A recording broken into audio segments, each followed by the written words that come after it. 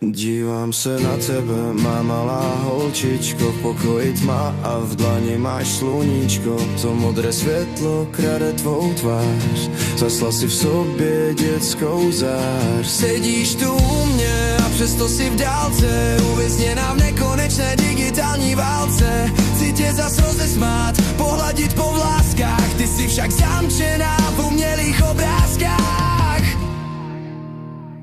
Na uších klid, co nepropustí můj hlas. Zeď ze sluchátek, krade mi tě, krade nám čas. Je to tvůj pancíř, tvůj tichý chladný hrad. Já stojím venku, tátu máš, nemusíš se bát. I když tě volám, i když tě chci zachránit, přes tuhle bariéru mě nenecháš jít. Sleduješ životy, co nejsou tvé, prodáváš duši za srdce falešné.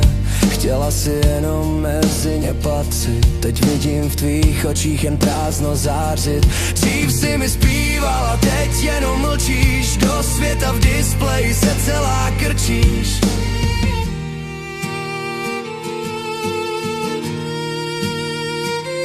Slyšíš mě, dcerko, jsem tady tvůj táta. Ta cesta v síti je jenom z bláta. Sunděj ta sluchátka, vrať se mi zpátky. Život je skutečný, život je krátký.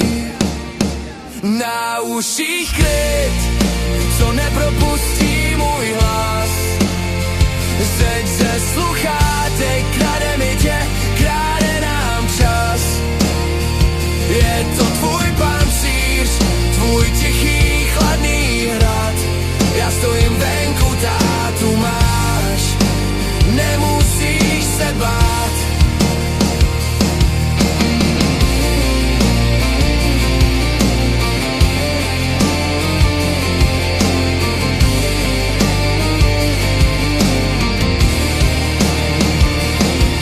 Moje malá princezno, ztracená v síti,